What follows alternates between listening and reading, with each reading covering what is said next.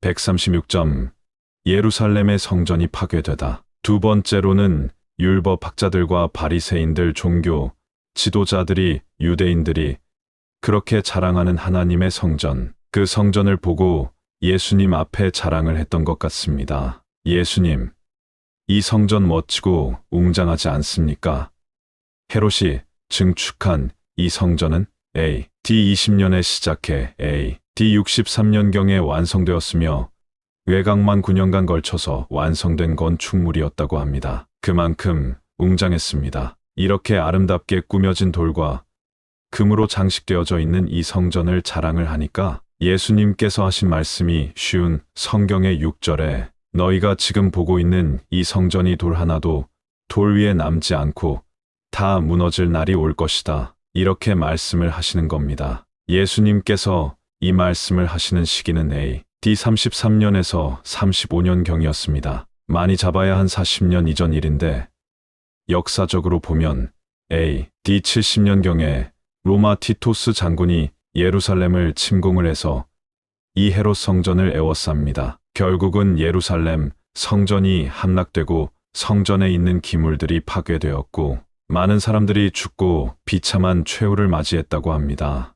일부는 마사다라는 산에 피신을 해서 최후의 항전을 했다고 합니다. 그 산이 크고 너무 견고해서 로마 보병군단이 8번을 침공해도 실패를 합니다. 그래 유대인들에게 흙으로 메꿔 산까지 경사를 만들어서 성공전을 해서 결국 마사다 성이 함락이 되었습니다. 그때 성 안에 남은 960명의 유대인들은 자결을 선택합니다. 우리가 로마인들에게 부끄럽게 죽느니 차라리 우리 모두 죽겠다 해서 조를 짜서 한 사람이 모두 죽이고 해서 결국 여인과 아이만 남고 모두 자결을 합니다. 군인부터 어린아이까지 다 스스로 자결을 하니 로마 군대가 경악을 금치 못했다고 합니다. 이 마사다의 항전은 계시록에서 화자되는 아마겟돈의 전쟁을 빗댄 것입니다. 마사다와 마겟돈의 음가가 같다는 것이 그렇고 비참한 최후의 전쟁이란 면에서 이스라엘인들에게는 강력하게 각인된 것이기 때문이기도 합니다. AD 73년 4월 16일에 마사다를 끝으로 이스라엘은 새로운 역사적 전환점을 맞이하게 됩니다. 어쨌든 이렇게 예루살렘 성전이 파괴되어지고 성전에 있는 유대인들이 많이 죽었습니다. 그리고 이 계기로 말미암아 유대인들이 사방으로 흩어지게 되는 비극적인 역사의 한 장면이 예수님께서 말씀하시는 누가복음 21장 이후에 한 25년에서 30년 후에 일어날 사건인 것입니다. 이런 사건을 염두에 두고 장차 임할 미래의 사건을 예수님께서 하신 말씀입니다. 너희들이 그렇게 예루살렘 성전을 자랑을 하며 하나님께서 살아있는 곳이라고 얘기를 하지만 지금 이 성전도 로마의 압제하에 있지 않냐? 우리가 하나님 앞에 예배를 드리지만 이것도 한 세대가 가기 전에 이 성전이 비참하게 파괴될 것이다. 이 말씀을 하고 있는 것입니다. 하나님의 성전이 파괴된다라고 하는 것은 하나님 앞에 제사 드릴 장소가 없어진다는 것을 의미하는 것입니다. 그 위대하신 하나님의 대리전쟁에서 패한 것처럼 치부될 수 있는 것이기도 했습니다. 성전에서 말씀과 믿음으로 하나님을 섬기다. 좀 전에도 몇 번 말씀을 드린 바처럼 이것이 의미하는 바는 새로운 전환점을 맞이한 것입니다. 종전 유대인이 행했던 성전 중심과 회당 중심의 이스라엘 공동체가 더 이상 지속될 수 없는 상황이 된 것입니다.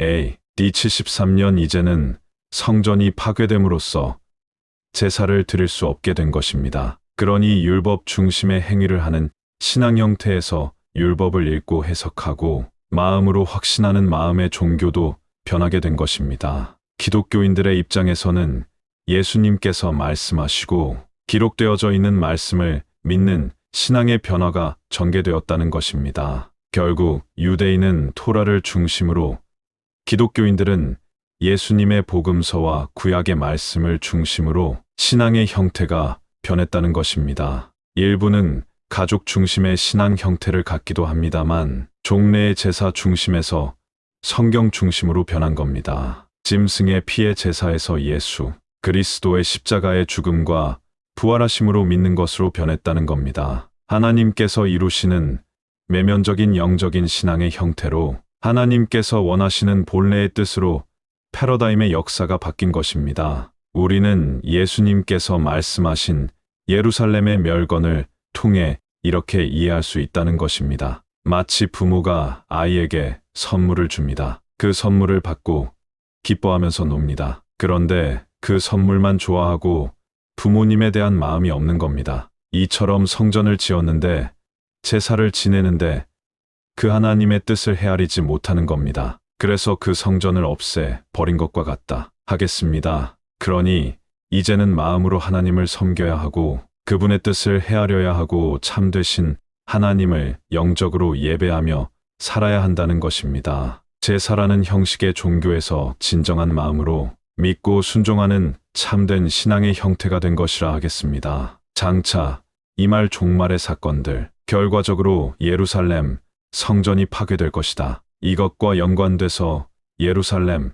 성전이 파괴될 뿐만 아니라 이 세상에는 엄청난 변화가 일어날 것이다. 이 변화는 세상 사람들이 경험해 보지 못했던 일일 것이다. 그래서 25절에 이렇게 말씀을 하고 있습니다. 해와 달과 별들에게 징조가 있을 것이다. 이렇게 말씀하십니다. 옛날 사람들은 하늘을 보면서 별점을 쳤습니다. 하늘의 징조를 보면서 뭐 예견이라 그럴까 앞날을 예측을 하느니다. 빛이나 별똥 같은 어떤 징조를 보면서 좋게 해석을 하기도 하고 나쁜 게 해석을 하기도 하는 것입니다. 그게 뭐 옳다 그르다 문제가 아니고 옛날 사람들은 그렇게 했습니다. 지금도 그런 게 있습니다. 그래서 해와 달과 별들의 징조를 보면서 사람들이 놀랄 것이다. 그렇게 말씀을 했습니다. 그뿐만 아니라 땅에서는 민족들이 비와 파도의 소리에 당황할 것이다. 세상에 큰 징조가 임할 것이다. 그러니까 예수님께서 하신 말씀은 AD 35년경 40년쯤이니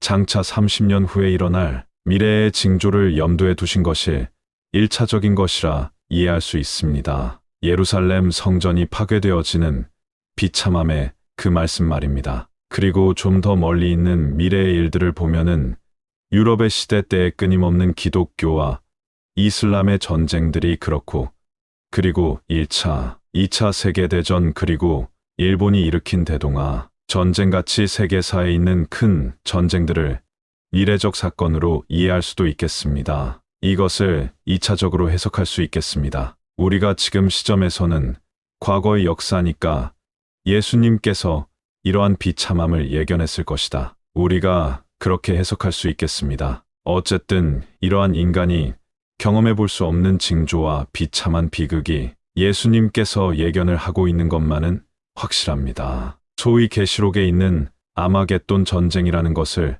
영적인 사건, 장차 임할 미래의 사건의 예표라 하겠습니다. 혹은 핵전쟁이나 지구의 멸망의 전쟁 등으로 말하기도 합니다. 그런데 이 아마겟돈이라는 말 자체가 마사다의 히브리어, 자음에다 헬라어의 응가를 음역한 것입니다. 그러니 아마겟돈 전쟁이라는 것은 1차적으로 유대인의 비참한 최후를 상징적으로 나타내는 것이라 이해해야 합니다. 사실상 계시록의 시점에서는 마사다의 전쟁 직후인 90년대의 기록이니 73년의 마사다의 비참함을 염두에 두었을 것이고 이런 비참함이 미래적으로 있을 수 있으니 온전히 예수님을 믿으며 살라는 의미의 격려의 말씀이라 하겠습니다. 종말론 자들이 말하는 공포와 두려움의 아마겟돈 전쟁이 아니라 그 비참함 가운데 믿음으로 살아가는 신자들을 격려하는 말씀인 것이라 하겠습니다.